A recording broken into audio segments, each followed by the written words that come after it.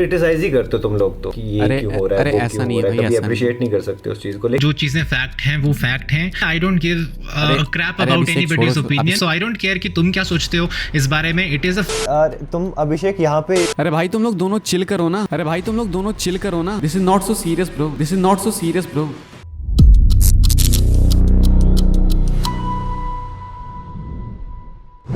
तो भाई tag team talk down का एपिसोड आउट हो चुका है एंड ये वाला तो भाई रीड असल प्रो भाई के साथ है, जय भाई के साथ साथ आप लोग जानते भी होंगे भाई। तो आपने नहीं देखा अगर तो जाके देखो, डिस्क्रिप्शन में हमेशा की तरह टॉप पे लिंक है, ऊपर आई बटन में एंड कमेंट सेक्शन में पिंड है भाई। शुरू करते हैं अपनी बातों को हम लोग सबसे पहले final boss great one the rock से। अब तो ऑफिशियली कंफर्म हो गया भाई कि रॉक ही है रियल ब्लड लाइन के leader, real leader blood line के, रियल ब्लड लाइन नहीं मतलब न्यू ब्लड लाइन के रियल लीडर, ये मैं कहना चाह रहा हूँ। वैसे हमें शुरू से ही आइडिया है लेकिन हम तो वेट करते हैं भाई ऐसे कंफर्मेशन का कि WWE की तरफ से कुछ हमें देखने को मिले। तो मिला है भाई हमें देखने को, WWE ने एक वीडियो रिलीज करी है ब्रॉन्सन रीड ने ज्वाइन कराना न्यू ब्लड लाइन को वॉर गेम्स के लिए। इसके बाद जब ये लोग बैक स्टेज जा रहे हैं तो आप ये वीडियो देख सकते हो। टामा टोंगा क्या कर रहे हैं आप ये देखो, टामा टोंगा अजीब सी हरकतें करते रहते हैं लेकिन इस बार जो हरकतें भाई वो अजीब सी नहीं है। मुंह पे उंगली रखते हैं पहले तो बोलते हैं, उसके बाद देखो, उसके बाद जो ये इशारा करते हैं ना वो गर्दन पे आई किल यू वाला, ये वाला, ये किसका इशारा भाई तुमको खुद भी मालूम है, बताने की नीड है नहीं। फाइनल बॉस ग्रेट वन का इशारा है एंड ऐसे कई सारे हिंट्स हमें मिले पिछले कुछ टाइम में। सोलो सिक्वा बिल्कुल भाई रॉक की तरह ड्रेस करते हैं, वो हाई नेक पहनते हैं, उसके बाद वो चेन लगाते हैं, तो सेम भाई रॉक की तरह वो ड्रेस करते हैं, यहाँ पे रॉक की तरह एक्ट कर रहे हैं टामा टोंगा। तो इससे ज़्यादा हिंट्स क्या ही मिलेंगे भाई, कहानी बहुत इंटरेस्टिंग होते जा रही है। मतलब मैं ऑन टीवी जो हमें देखने को मिल रहा है उसकी तो बात हम करेंगे नहीं, इंटरनेट पर जो हमें चीज़ें देखने को मिल रही है जब फैंस डिकोड कर रहे हैं उसको जब देख रहे हैं भाई तो चीज़ें इंटरेस्टिंग हो जा रही है। बुकिंग तो रस्ट है डेफिनेटली, लेकिन यहाँ पे ये सारी चीज़ें भाई जो कनेक्शन वाली चीज़ है, जैसे सेमीजेन ने फोन फेंका रोमन से छुपा के, तो ये भी काफ़ी इंटरेस्टिंग नोट करने वाली चीज़ थी, फैंस ने इसको पॉइंट आउट करा। तो भाई इसको मैंने पिछले वीडियो में कवर किया, आप जाके देख लेना। ऑल्सो पॉल हेमन को लेके हिंट्स आ रहे हैं काफ़ी सारे भाई, रोमन ने कॉल करा, नंबर आउट ऑफ सर्विस है। पॉल हेमन का जो रोमन वाला फ़ोन था वो तोड़ दिया था सोलो ने, लेकिन रॉक वाला नहीं तोड़ा था। तो बहुत सारे स्पेकुलेशन है भाई, ये चीज़ जो है जो कि इस फ्यूड को इंटरेस्टिंग बना रही है भाई। फिलहाल टामा टोंगा ऑलमोस्ट कंफर्म करते हुए दिखते हैं कि इन लोगों के रियल लीडर अगर कोई है भाई तो वो है final boss great one the rock. इसके बारे में आप क्या सोचते हो कमेंट करके बताना। अभी भाई ये कुछ अपडेट है, आगे बढ़ते हैं गाइस, बात करते हैं अगली स्टोरी के बारे में जो कि है विमेंस इंटरकॉन्टिनेंटल चैंपियनशिप को लेकर। तो भाई इसको लेके कंफ्यूजन्स है, कैसी कंफ्यूजन्स हमें पता नहीं ना भाई कि ये टाइटल आने वाली है या फिर नहीं, मतलब फिलहाल कोई आइडिया है नहीं। सुना था हमने कि आ सकती है, सिंपल सी बात है अगर विमेंस यूएस टाइटल आई है तो विमेंस आईसी टाइटल भी आनी चाहिए, लेकिन कहानी थोड़ी डिफरेंट लग रही है यहाँ पे। मैं आपको बता देता हूँ अपडेट क्या है। फाइटफुल सिलेक्ट का कहना है women's talent from WWE Raw not included in the women's United States championship tournament have not told why और if there is a women's intercontinental championship coming for them.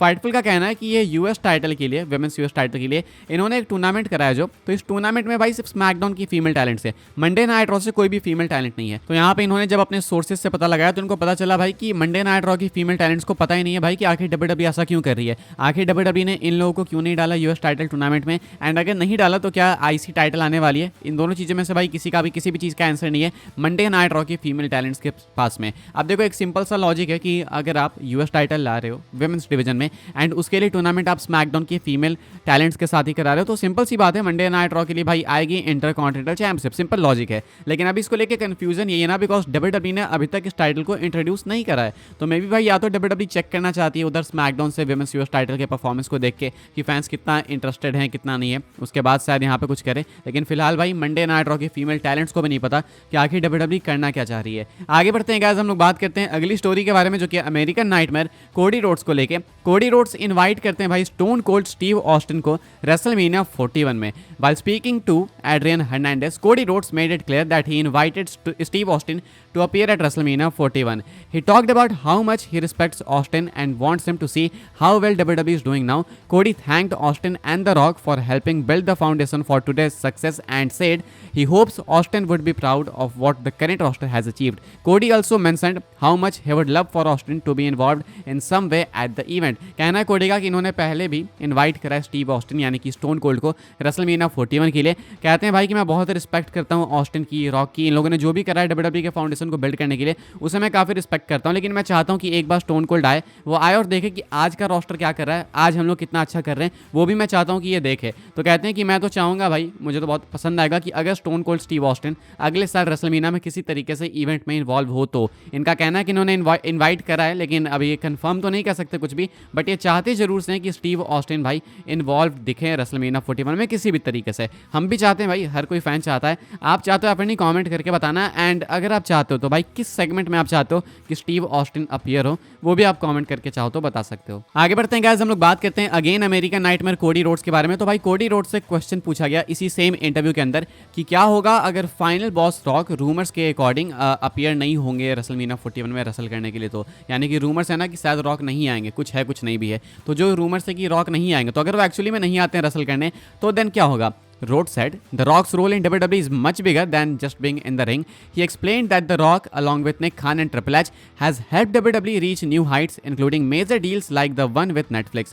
Rhodes added that if The Rock does return, there's a clear idea of who he would face, but he encouraged fans to keep talking and guessing about it. He promised that WrestleMania 41 would have surprises whether The Rock wrestles or not. कहना है कोडी का कि अगर rock नहीं भी आएगा तो भी ज़्यादा कोई फर्क पड़ने नहीं वाला, बिकॉज वो रिंग के अंदर नहीं भी इन्वॉल्व होगा तो बैकस्टेज काफ़ी इन्वॉल्व है, एंड उस इन्वॉल्वमेंट के कारण ही भाई, उसके कारण निक खान के कारण, ट्रिपल एच के कारण अब ये नेटफ्लिक्स जैसी मेजर डील्स हमें मिल रही है। ये कहते हैं कि भाई इनको ऐसा लगता है कि रॉक आएगा भाई, तो इनको आइडिया भी है कि रॉक किसको फेस करेंगे, लेकिन ये बताएंगे नहीं। कहते हैं कि मैं इनकरेज करूंगा भाई, मैं तो इनकरेज कर रहा हूँ कि तुम गेस करो, आइडिया लगाओ कि भाई क्या हो सकता है क्या नहीं हो सकता है, कौन किसको फेस कर सकता है, रॉक किसके अगेंस्ट जा सकते हैं। लेकिन ये कहते हैं कि भाई रॉक आए ना आए वो मुझे ज़्यादा नहीं पता, लेकिन जब भी अगर रेसलमेनिया 41 की बात आएगी तो मैं इतना प्रॉमिस कर सकता हूँ कि रेसलमेनिया 41 में सरप्राइजेस होंगे, चाहे रॉक आए चाहे नहीं आए। हालांकि कंफर्म भी करते हैं कि इनको आइडिया है कि वो किसको फेस करेंगे, तो एक तरीके से ये बातों बातों में कंफर्म भी कर देते हैं कि रॉक आने वाले हैं, रेसल करने वाले हैं। आगे बढ़ते हैं गाइस, हम लोग बात करते हैं अपनी नेक्स्ट एंड फाइनल स्टोरी के बारे में। कल मैंने आपको ये अपडेट बताई ना भाई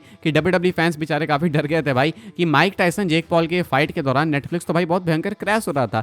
तो अगर कभी रेसलमेनिया वगैरह में या फिर मंडे नाइट रॉ में या फिर किसी मेजर सेगमेंट में ऐसे ही क्रैश होने लगा तो फैंस क्या करेंगे? तो बहुत दिक्कत की बात है, बिकॉज बहुत ट्रबल्स आए थे भाई फैंस को ये Mike Tyson and Jake Paul के मैच को देखने में। अब ऐसे में भाई मैं आपको बता देता हूं कि WWE के क्या रिएक्शन है इस चीज के ऊपर। So according to Fightful Select, WWE sources immediately took note of Netflix's technical hiccups.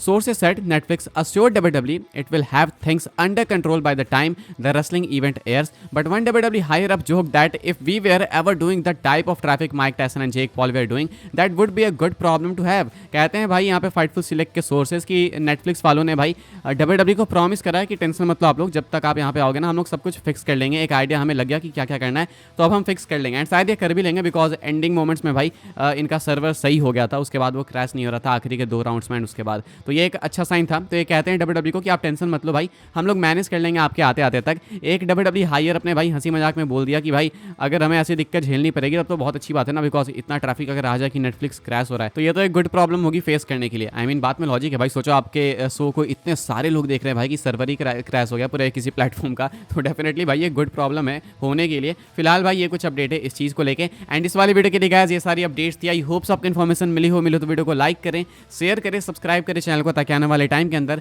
आपको और भी सही WWE की news updates time to time जानने को मिलते रहे। फॉलो कर सकते हैं आप लोग मुझे इंस्टाग्राम एंड ट्विटर पर, लिंक आपको मिल जाएगी डिस्क्रिप्शन में। ज्वाइन कर सकते हैं व्हाट्सएप चैनल को, उसके भी लिंक है डिस्क्रिप्शन में। मिलूंगा मैं आपसे अगली वीडियो में, तब तक के लिए goodbye, thanks for watching.